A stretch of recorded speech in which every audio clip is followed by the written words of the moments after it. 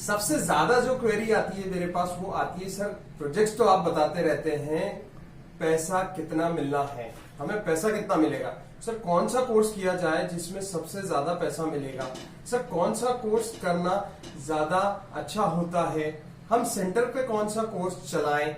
इन सब बातों का जवाब आज आपको इस वीडियो में मिलने वाला है। तो आइए एक बार वीडियो चालू करते हैं। वीडियो चालू करने से पहले जल्दी से सब्सक्राइब बटन पर क्लिक करिए, वीडियो को लाइक करना ना भूलें, शेयर करना ना भूलें। आइए वीडियो देखते हैं।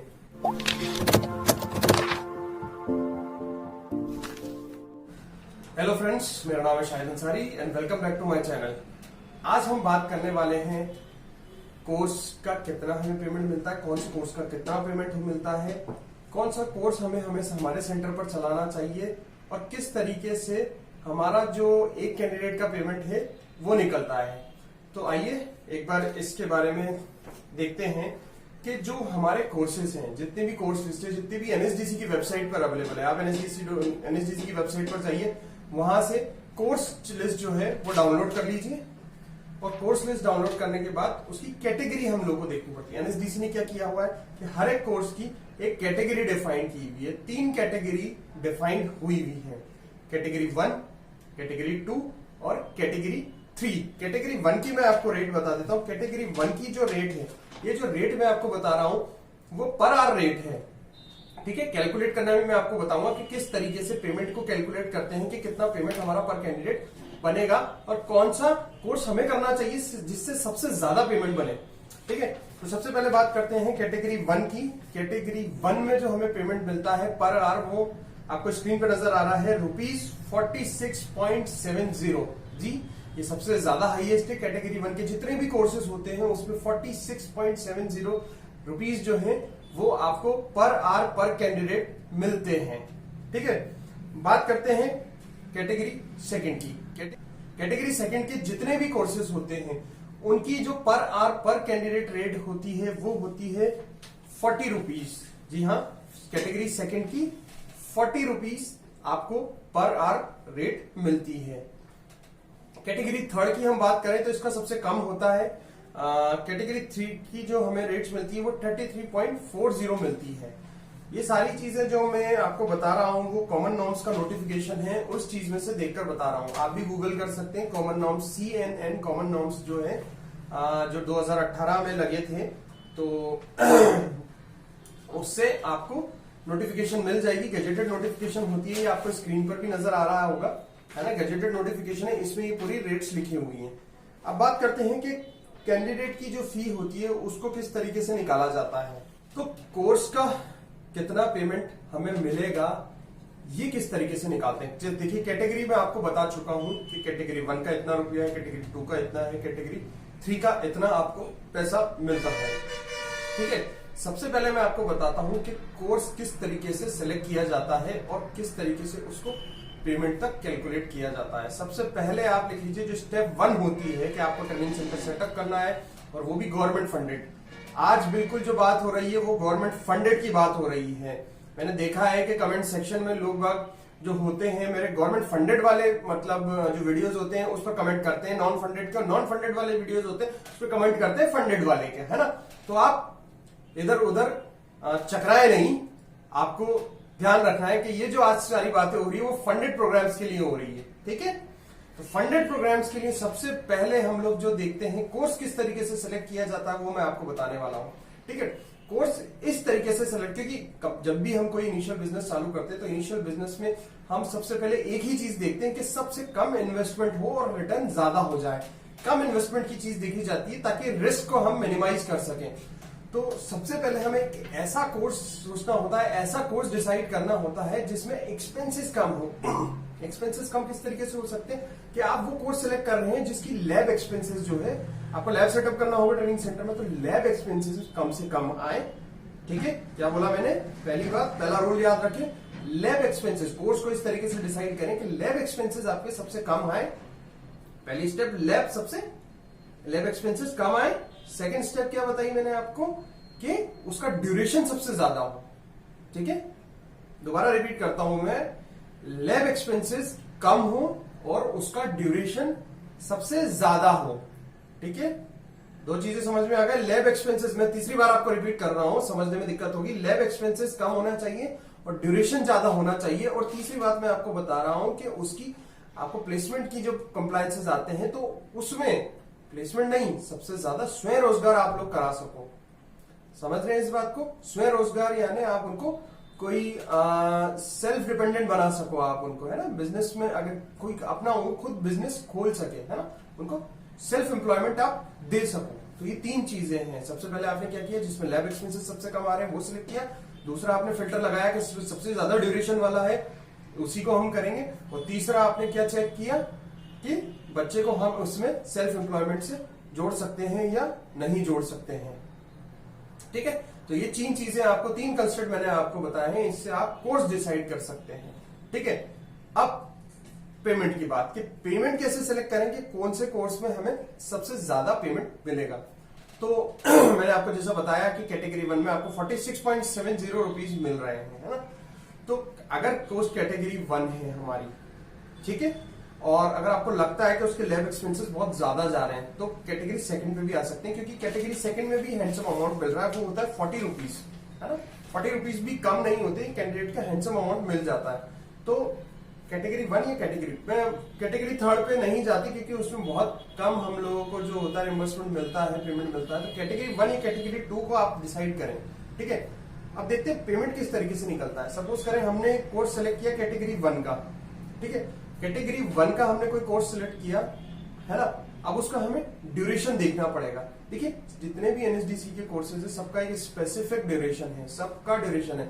इट्स नॉट लाइक कि आपके ऊपर डिपेंड करता है या मेरे ऊपर डिपेंड करता है, या मैं अपनी तरीके से भाई कि नहीं इसको इतने मतलब मैं ड्यूरेशन तक पढ़ाऊंगा, इसको इतने ड्यूरेशन तक पढ़ाऊंगा, तो इस तरीके से नहीं होता है। एनएसडीसी के अंदर पूरा का पूरा जो आपको कोर्स जो लिस्ट आप डाउनलोड करोगे उसमें आपको ड्यूरेशन भी मिलेगा, कैटेगरी भी मिलेगी। ठीक है, अगर नहीं मिलता वेबसाइट पर तो मैं डिस्क्रिप्शन में उसका लिंक दे दूंगा, आप वहां से उसको डाउनलोड कर सकते हैं। ठीक है, तो आपको जो रेट होती है पर कैंडिडेट रेट जो मैंने बताई, हम कैटेगरी 1 की बात करते हैं 46.70 रुपीज। अगर 46.70 रुपीज को हम लोग मान लेते हैं कि कोई 500 का जो ड्यूरेशन होता है उससे मल्टीप्लाई करते हैं। ठीक है, किससे मल्टीप्लाई करते हैं? 46.70, यानी एक कैंडिडेट की रेट पर आवर 46.70 को अगर हम मल्टीप्लाई करते हैं ड्यूरेशन से 500 रुपीज, तो हमारे पास निकल कर आता है कि एक बच्चे का कितना ट्रेनिंग अमाउंट बनता है। कैलकुलेट करने के लिए कैलकुलेटर आ गया है। वीडियो बनाने से पहले मुझे ध्यान ही नहीं रहा कि आप लोगों को जो है कैलकुलेट भी करके बताना है ना।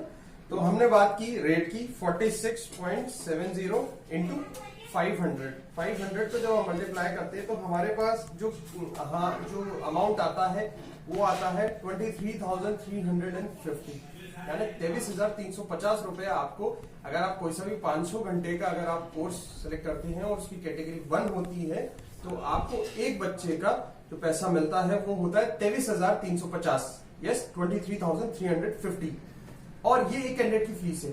अगर आप इसको 30 कैंडिडेट्स से मल्टीप्लाई करते हैं, क्योंकि एक बैच जो बनता है वो 30 कैंडिडेट्स का बनता है, तो 30 कैंडिडेट्स का अगर हम देखें तो इसको 30 से मल्टीप्लाई कर लेते हैं, यानी 23350 को हम लोग 30 से कर लेते हैं, तो टोटल जो हमारे पास जो अमाउंट बनता है वो 7,500,000 बनता है। कितना बनता है? 7,500,000, यानी कि गवर्नमेंट आपको 30 बच्चों का एक बैच पढ़ाने के लिए आपको 7,500,000 रुपीज देती है। ठीक है, अब एक दूसरा एग्जाम्पल लेते हैं आप लोग। अब कैटेगरी 2 का एग्जांपल लेते हैं हम लोग। मान लीजिए 500 की ड्यूरेशन है आपको और कोर्स कैटेगरी 2 है, तो मैं आपको बता देता हूँ कोर्स कैटेगरी 7 जो 2 है उसका 40 रुपीज है। 40 इंटू 500 हम करते हैं तो एक कैंडिडेट की जो रेट निकल कर आती है वो 20,000 रुपीज निकल कर आती है। ठीक है, ये सारी चीजें आपको स्क्रीन पे भी नजर आ रही है। 20,000 को हम लोग अगर 30 कैंडिडेट से मल्टीप्लाई करते हैं तो हम लोग का जो टोटल बैच का पेमेंट बनता है वो 6 लाख रुपीज इसका पेमेंट बनता है। तो इस तरीके से आप कोई से भी कोर्स ड्यूरेशन को कैटेगरी से मल्टीप्लाई करके, ड्यूरेशन से मल्टीप्लाई करके और नंबर ऑफ कैंडिडेट्स को मल्टीप्लाई करके आप इजीली निकाल सकते हैं।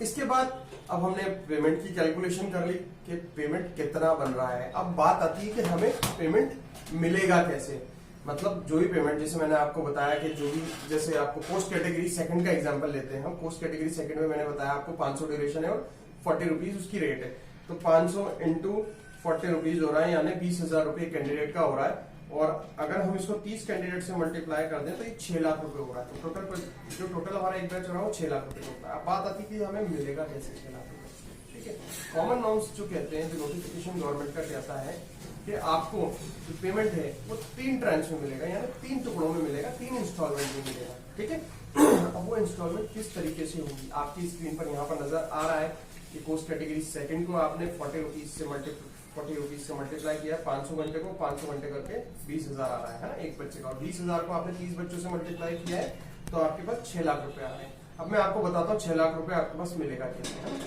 गवर्नमेंट कहती है कि 3 टुकड़ों में मिलेगा। ठीक है, किस तरीके से? 30%, 50%, 20%। ठीक है, 30% आपको एडवांस मिलता है, जैसे ही आप बैच चालू कर लेते हैं तो 6 लाख का 30% आपको एडवांस मिल जाता है। ठीक है, 6 लाख का 30% आपको एडवांस मिल जाता है। 30% कितना होता है? 1,80,000, यानी बैच जब भी चालू करेंगे आपको 1,80,000 आपको एडवांस गवर्नमेंट दे देती है। ठीक है, अब अलग अलग स्कीम में कहीं बैंक गारंटी के अगेंस्ट में देती है, कहीं ऐसे भी दे देती है, तो अलग अलग स्कीम में अलग अलग जो रूल्स होते हैं, है ना। ठीक है, बहरहाल 1,80,000 जो 30% अमाउंट है वो इनिशियल स्टेज में एडवांस आना होता है। ठीक है, अब आप बच्चों का एडमिशन ले चुके हैं, ट्रेनिंग पूरी करवा चुके हैं, असेसमेंट पूरा करवा चुके हैं, जैसे ही आप ऐसे बच्चों के एग्जाम ले लेते हैं और सारे कंप्लायंसेस सबमिट करते हैं तो रिमेनिंग 50% यानी 6 लाख का 50%, 6 लाख का 50% जो है यानी कि 3 लाख रुपए आपको मिलते हैं। कब? बच्चों का असेसमेंट कराने पर और प्लेसमेंट करवाने पर। ठीक है, अब आते हैं रिमेनिंग 20%। रिमेनिंग 20% जो होता है, यानी कि रिमेनिंग 20% आपका जो अमाउंट होता है 1,20,000, वो 20% वो एंड में प्लेसमेंट लिंक्ड होता है, यानी कि 3 महीने की जो आपने जो प्लेसमेंट कराया उनके 3 महीने की रिकॉर्ड जो होती है आपको सबमिट करनी पड़ती है। ऑन सबमिटिंग जो रिमेनिंग 20% अमाउंट है वो आपको 3 महीने की जो प्लेसमेंट रिकॉर्ड है बच्चों की वो सबमिट करने पर आपको मिल जाता है। तो जैसा कि मैंने आपको बताया कि पेमेंट किस तरीके से बन रहा है, पेमेंट की किस तरीके से कैलकुलेशन हो रही है और किस तरीके से हमें मिल रहा है, तो ये थी उसकी पूरी प्रोसेस। एक बार समरी में आपको बता देता हूँ। कोई सी भी कोर्स का कैटेगरी देखना है, कैटेगरी के साथ उसका ड्यूरेशन देखना है और ड्यूरेशन को उससे मल्टीप्लाई करके एक पूरा का पूरा पेमेंट निकालना है। पेमेंट के 20%, 30%, 50%, 20% 3 ट्रांच में आता है और इस तरीके से ये पूरी पेमेंट साइकिल जो है वो कंप्लीट हो जाए। तो इस तरीके से आप ये पूरा प्रोसेस करके कोई से भी कोर्स का पूरे इंडिया में कोई सी भी स्किल डेवलपमेंट प्रोजेक्ट या टेंडर, गवर्नमेंट टेंडर का कोई सा भी आप ट्रेनिंग फी निकाल सकते हैं। तो ये था ट्रेनिंग फी निकालने के लिए एक छोटा सा वीडियो। अगला जो वीडियो होगा वो हम देखेंगे कि किस तरीके से रेजिडेंशियल का पेमेंट हमें मिलता है। ये सारी चीजें हमने देखी ट्रेनिंग फी के लिए कि ट्रेनिंग फी कैसे निकाल सकते हैं। बहुत सारे कोर्सेज होते हैं जो रेजिडेंशियल बेस्ड होते हैं, यानी आपको बच्चे को ठहराना भी होता है, हॉस्टल फैसिलिटी देनी होती है, मेस फैसिलिटी देनी होती है। ठीक है, तो दोनों फैसिलिटी किस रेट से गवर्नमेंट आपको पे करती है, नेक्स्ट वीडियो में आप ये चीज देखेंगे। सबसे पहले आप मेरा चैनल सब्सक्राइब करें, लाइक बटन पर प्रेस करें, अगर वीडियो पसंद आया है तो कमेंट कीजिए और बताइए कि आपको ये वीडियो कैसा लगा, और ये भी बताइए कि आगे मुझे वीडियोस किन किन टॉपिक्स पर बनाना चाहिए। Thank you so much for watching my videos. Have a nice day. Thank you.